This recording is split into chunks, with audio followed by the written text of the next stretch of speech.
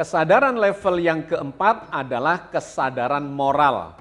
Ada juga yang menyebutnya sebagai kesadaran spiritual, di mana panca indera, emosi, dan intelektualitas semuanya ditundukkan kepada nilai-nilai moralitas yang berasal dari petunjuk ilahiyah dari dalam kitab suci Al-Quran Al-Karim. Dikarenakan kesadaran level pertama, kesadaran indrawi, maupun kesadaran level kedua, kesadaran emosi, dan kesadaran level ketiga, kesadaran intelektual, semuanya itu bisa mengalami bias, salah arah, bahkan tersesat ketika tidak disandarkan kepada nilai-nilai moralitas yang berasal dari dalam kitab suci. Bagaimana memahaminya dan kemudian melatih kesadaran level keempat ini? Marilah kita bahas di dalam program Cangkir Tasawuf Modern episode 310 kali ini.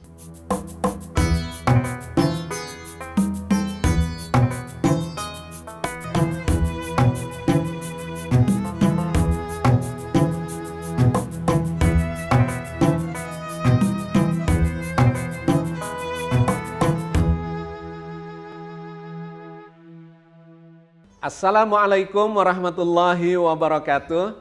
Alhamdulillahirabbil alamin wassalatu wassalamu ala nabiyina Muhammadin wa ala alihi wa ashabihi wa ummatihi ajmain.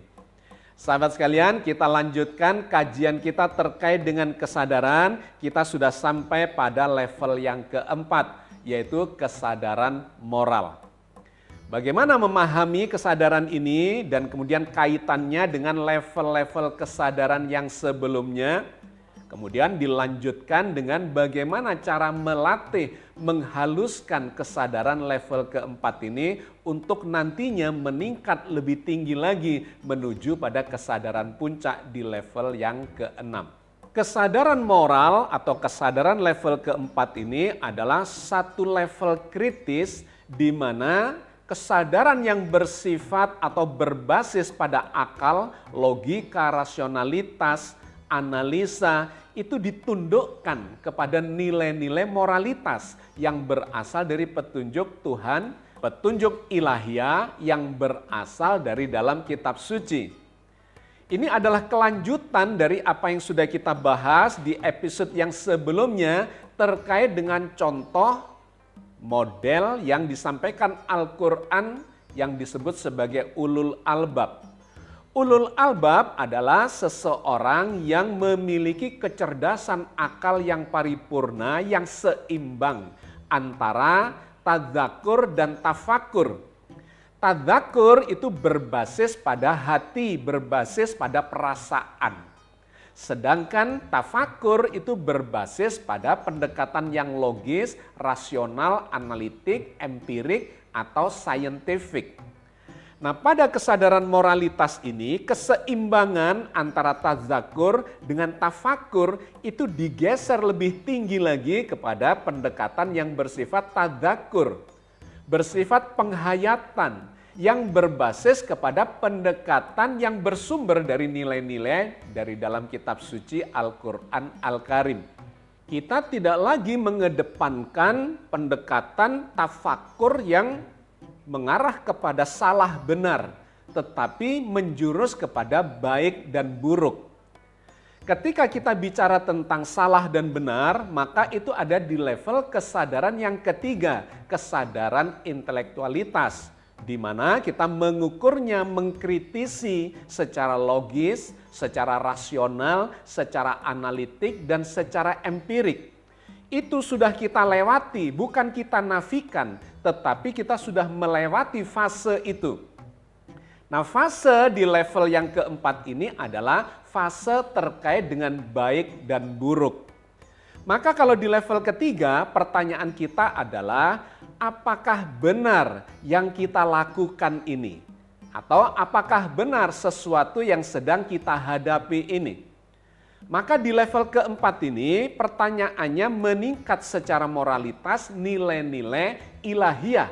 Apakah kebenaran yang sudah kita kritisi di level ketiga ini baik bagi kita, baik bagi kemaslahatan umat, baik bagi segala-galanya, bukan sesuatu yang buruk. Dikarenakan kebenaran secara logis, secara rasional, secara manusiawi, itu ternyata bisa tidak baik dan tidak benar secara moralitas. Nah, maka kita mendapatkan pemahaman di sini bahwa kesadaran level keempat sesungguhnya sudah melampaui kebenaran secara logika dan secara rasionalitas, bahkan secara analitik dan empirik, dan ditambahkan dengan nilai-nilai moralitas baik ataukah buruk. Maka kita menggeser, meningkatkan, menghaluskan kebenaran atau kesadaran intelektual menjadi kesadaran eksistensial. Lebih tinggi lagi nilainya, di mana kesadaran eksistensial ini menuju kepada fitrah kemanusiaan kita. Dan itulah yang diajarkan oleh Allah di dalam Al-Quran Al-Karim, bahwa manusia ini sesungguhnya memiliki nilai-nilai moralitas yang sudah tertanam di dalam fitrahnya. Misalnya Allah menyampaikan itu di dalam surat Ar-Rum ayat 30. Fa'akim wajhaka lid-dini hanifa fitratallahi allati fataron nasa 'alaiha. Maka hadapkanlah wajahmu dengan lurus kepada agama Islam, sesuai fitrah Allah yang telah menciptakan manusia menurut fitrah itu. Ayat ini sangat menarik karena memerintahkan kepada kita untuk mengikuti fitrah penciptaan kita, di mana Allah telah memasukkan nilai-nilai moralitas yang bersifat ilahiyah. Bahwa di dalam jiwa kita sebagai seorang manusia sesungguhnya ada sifat-sifat ketuhanan yang harus kita rujuk. Terkait dengan kejujuran, terkait dengan keadilan, keikhlasan, kesabaran, kerendah hatian dan sebagainya. Itu adalah nilai-nilai ilahiyah yang menjadi basis bagi moralitas kita sebagai manusia. Fa'akim wajhaka lid-dini hanifa. Hadapkanlah, tegakkanlah dengan istiqomah. Fa'akim wajhaka, wajahmu, orientasi hidupmu. Lid-dini hanifa, kepada agama ini hanifa selurus-lurusnya. Kenapa? Dilanjutkan di kalimat berikutnya, fitratallahi allati fataron nasa 'alaiha. Di mana Allah menciptakan kita mengikuti fitrah ketuhanan itu.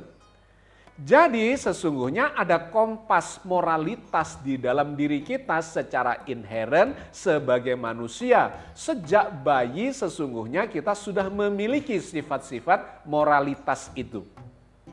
Maka di dalam menjalani kehidupan dan menghadapi segala sesuatu, jadikanlah fitrah ilahiyah yang ada di dalam jiwa kemanusiaan kita itu sebagai kompas di dalam menyadari realitas itu.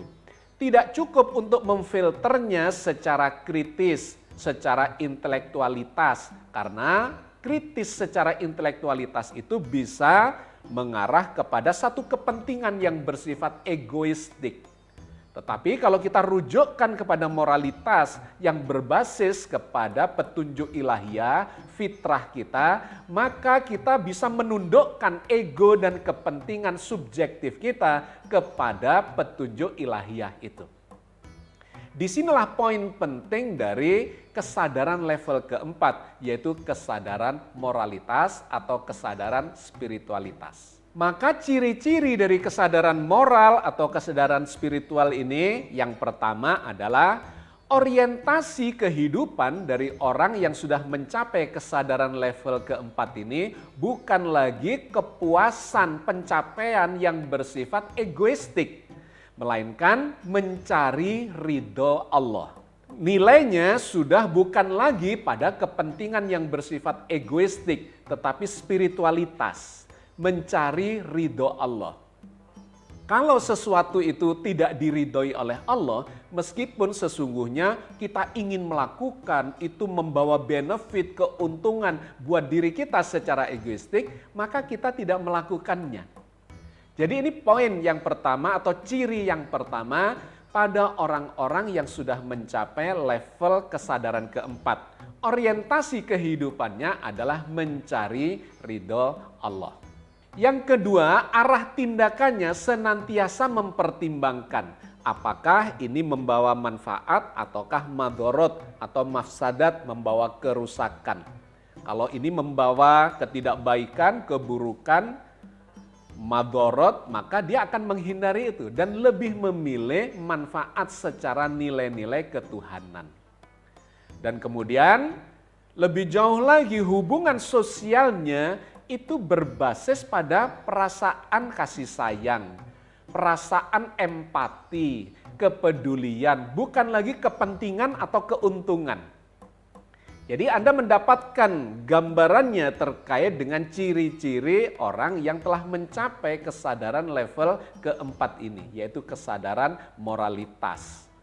Sedangkan kalau dilihat dari reaksi batiniahnya, maka orang-orang yang berada di level kesadaran moral ini, dia peka terhadap ini salah apa benar, ini dosa ataukah tidak, ini tidak diridhoi atau diridhoi ataukah tidak. Orang-orang yang berada di level kesadaran ini sangat menyadari, sangat peka terhadap nilai-nilai. Jangan-jangan ini tidak diridhoi oleh Allah. Sehingga dia kemudian menghindari hal itu. Dan yang keempat, terkait dengan kebahagiaannya tidak lagi bergantung pada penilaian orang lain atau yang berada di luar dirinya, melainkan muncul dari ketenangan batinnya. Dia bahagia dikarenakan bisa menjalankan sesuatu yang menurut petunjuk kitab suci, petunjuk Al-Quran itu diridhoi oleh Allah. Bukan perbuatan-perbuatan yang mungkar, bukan kebohongan, bukan ketidakjujuran, tetapi perbuatan yang adil, yang amanah, yang sabar, yang ikhlas, dan seterusnya, dan seterusnya. Itulah yang menjadi kebahagiaannya. Sehingga ini menjadi titik balik spiritualitas.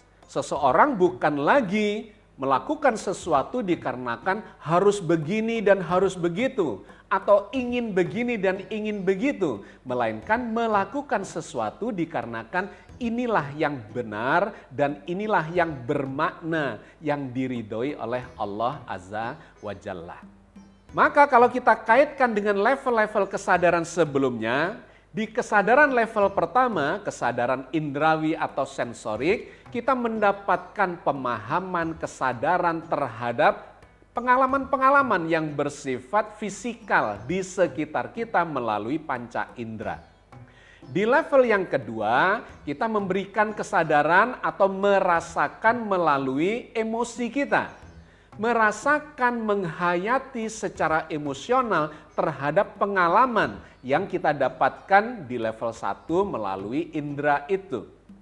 Di level yang ketiga, kesadaran intelektual, kita melakukan pengkritisan.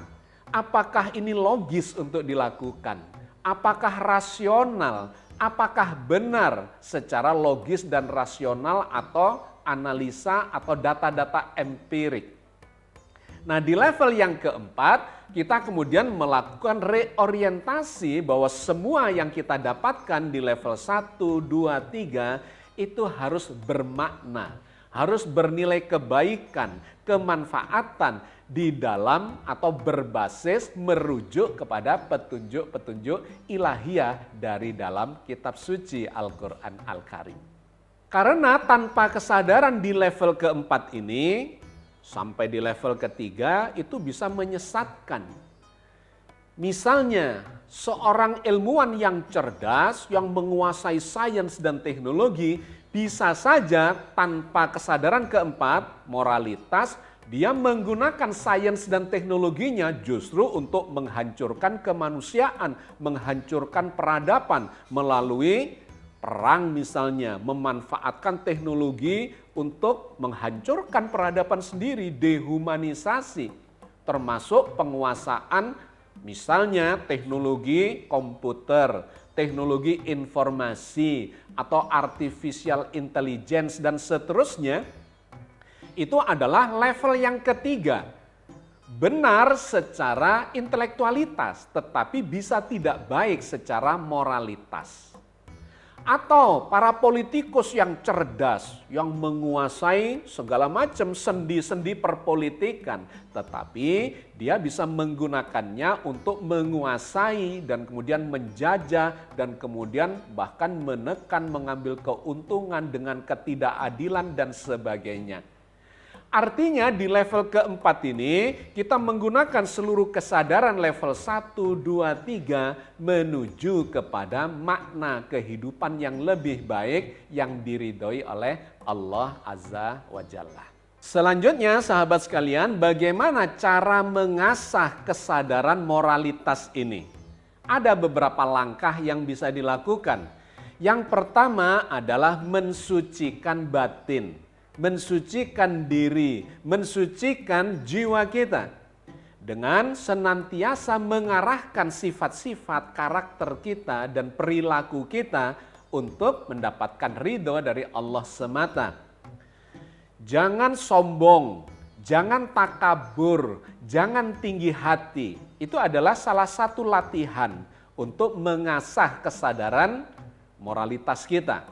Orang yang sombong, orang yang takabur, orang yang tinggi hati, cenderung hatinya akan tertutup dari petunjuk ilahi. Jangan iri, jangan dengki, jangan dendam. Segala sifat-sifat karakter yang tidak baik itu akan menjadi hijab bagi hati kita. Ini harus disucikan, harus dihindari.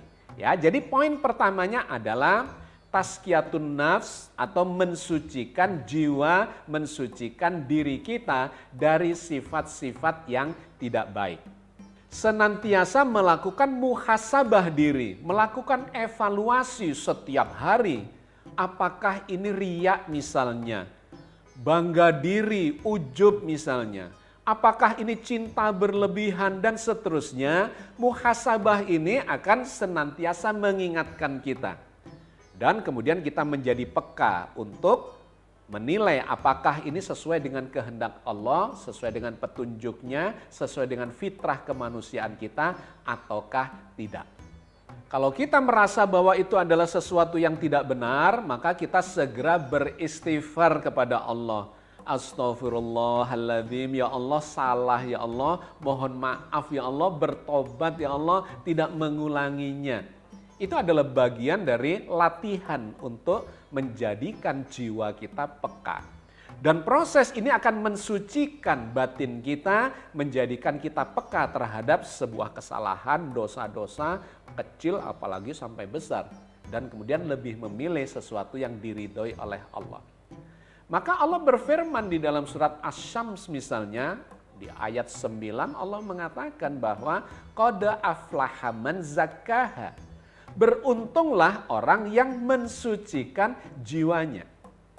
Orang yang mensucikan jiwanya menjadi lebih jernih di dalam menghadapi segala peristiwa ini dan kemudian peka, radarnya menjadi tajam untuk tidak melakukan hal-hal yang negatif dan senantiasa memilih hal-hal yang positif.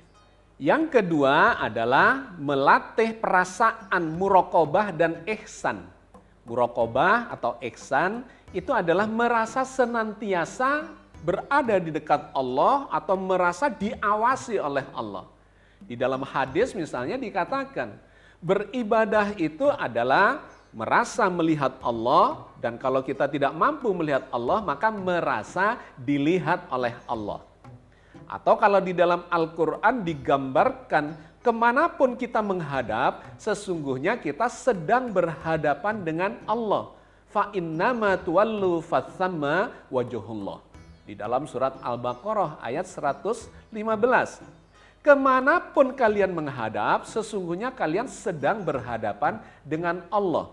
Jadi merasa berhadapan terus dengan Allah. Kemanapun atau sedang menghadapi apapun, kita melihat kehadiran Allah di apapun, di setiap peristiwa yang sedang kita hadapi, sedang kita alami, sedang kita jalani. Dengan cara itu, maka kita sedang membangun kesadaran untuk senantiasa merujukkan setiap perbuatan itu pada ridho Allah. Yang ketiga adalah senantiasa melakukan tadabbur dan tafakur secara spiritual. Merenungi segala peristiwa. Kenapa ya ada penderitaan? Kenapa ada kebahagiaan? Kenapa jagat raya ini dengan segala macam peristiwanya ini memiliki keteraturan? Kenapa ada ujian hidup? Ini adalah berpikir mendalam secara spiritualitas, berpikir atau mencoba memahami makna yang ada di balik segala peristiwa. Itu akan menyambungkan kesadaran kita secara ilahiyah, secara spiritual, dan kemudian menjadi lebih peka terhadap kehadiran Allah di seluruh penjuru kesadaran kita terhadap segala macam peristiwa. Yang keempat adalah senantiasa menebarkan kasih sayang dan kebajikan, di mana semuanya itu dilandasi oleh sifat lillahi ta'ala. Bukan karena kepentingan material, bukan karena ingin diucapi terima kasih, bukan karena kepentingan-kepentingan yang bersifat egoistik dan duniawi, melainkan bersifat ukhrawi, bersifat ilahiyah, dan itulah fitrah kemanusiaan kita. Di dalam Al-Quran misalnya digambarkan, janganlah engkau memberi karena ingin diucapi terima kasih. Seringkali kita melakukan sesuatu kebajikan atau memberi menolong dikarenakan ingin diucapi terima kasih misalnya. Sudah diberi, ditolong, tidak ngucapin terima kasih misalnya. Itu dilarang, diajarkan di dalam Islam terkait dengan pencapaian kesadaran yang tinggi, kesadaran moralitas atau kesadaran spiritual itu. Semuanya dilandaskan karena Allah semata. Berbuat baiklah karena Allah sudah banyak melakukan kebaikan, menganugerahkan kebaikan di dalam hidup kita. Wa ahsin kama ahsanallahu ilaik. Berbuat baiklah sebagaimana Allah telah berbuat baik kepadamu. Dan yang terakhir, yang kelima adalah senantiasa mengintegrasikan antara iman, ilmu, dan amal. Poin pentingnya bukan menjadi tahu terkait dengan segala macam kebaikan dan kebajikan itu. Melainkan poin pentingnya adalah menjadi baik dan melakukan kebajikan. Agama bukan hanya teori, tetapi agama itu adalah praktek. Sehingga di dalam Al-Quran Allah mengatakan, Allah tidak menyukai orang-orang yang bisa bicara tetapi tidak menjalankannya. Inilah pencapaian di level yang keempat, kesadaran moral, di mana kita bukan hanya mengetahui tetapi menjalankan di dalam kehidupan nyata. Karena memang agama itu bukan sekedar teori, melainkan agama itu adalah praktek, agama itu adalah amalan. Dan nanti di hari pengadilan yang dinilai oleh Allah memang bukan teorinya, bukan hafalannya, termasuk hafal Al-Quran, tetapi yang dinilai itu adalah apakah semua itu sudah dijalankan di dalam kehidupan nyata. Sahabat sekalian, saya kira kita cukupkan sampai di sini kajian kita terkait dengan level kesadaran yang keempat, yaitu kesadaran moral. Mudah-mudahan Allah senantiasa membimbing kita di atas jalan yang diridhoinya. Amin ya rabbal alamin. Assalamualaikum warahmatullahi wabarakatuh.